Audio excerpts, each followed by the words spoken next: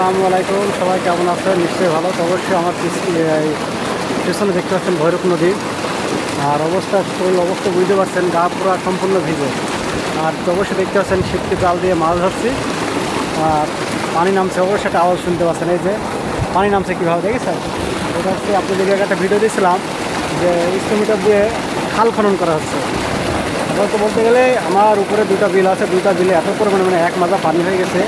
যেহেতু এমন যেটা খাল ছিল, সেই খালটা এই জমি সাত করার পর খালটা যেহেতু বন্ধ করা হয়ে গেছে, পানি না বেরোনোর কারণে পানি ওখানে আটকে পড়েছে।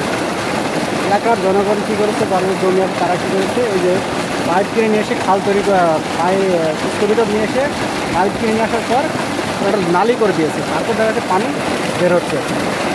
এই পানি বের হওয়ার সাথে সাথে কিছু মাছ দেখলাম ওখানে ঘোরাফেরা করছে, ওই মাছ দেখছি বের হচ্ছে। এখন ওই মাছের নেশা তো মনে করেন সবার একটা ভালো লাগে ধরতে। সেক্ষেত্রে আমি চলে আসলাম, আপনাদের আমি দেখাবো যে পানি কী পরিমাণে স্পিডে পানি বের হচ্ছে। আর হচ্ছে দুই বিলের পানি যেহেতু বের হচ্ছে এই ভৈরব নদীতে, আর পানি এখন আস্তে আস্তে বাড়া শুরু করছে। তো আপনাদের আমি দেখাবো আমার ফেস ক্যামেরায় যে আমি কতগুলো মাছ ধরলাম এখানে। তো কী কী মাছ আমি আপাতত পেয়েছি সেগুলো আপনাদের দেখাবো। চলো,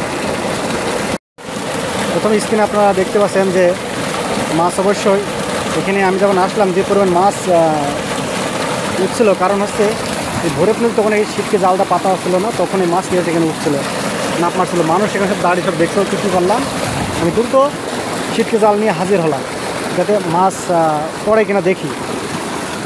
তো অবশেষে কিছুটা হলেও দেখাচ্ছি মাছ পেয়েছি। এই যে আপনার দেখায়, এই যে জালের ভেতর মাছ আছে, যে সব এই যে পুঁটি মাছ। আর আপাতত এখানে যদি আপনারা দেখায় যে দেখতে পাবেন যে মাছ এখানে পড়েছে কিনা। এই যে এর ভেতরে মাছ অবশ্যই পড়েছে, এই যে মাছ পড়েছে। তো আপনাদের এখন এই যে দেখাচ্ছে এই জায়গাটায় অবশ্যই এই যে প্রায় এখানে 200 মাছ আপাতত হবে। আর এখানে মাছ তো আছে, পড়েছেই, তো পড়ুক। আপনার পানি স্পিডে দেখেন, এখানে আমি যে পানিটা পড়ছে আপাতত এই জায়গাটায় এক মানুষ পানি হয়ে গেছে। আর দেখেছেন ধাপে মানে পাইপের কোলগুলো যে ধাপ আছে, ধাপগুলো আছে ভেঙে পড়ে যাচ্ছে। পানি যেহেতু এত এসেছিলো, এই পাইপে মাছ কখন উঠবে জানেন?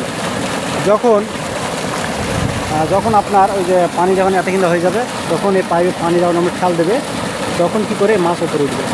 তারপর তো এ হচ্ছে আমার বিস্তারিত অবস্থা আপনারা দেখলেন ভিডিওতে। আমি ছিপি জাল দিয়ে মাছ ধরছি, মাছ হয়েছে।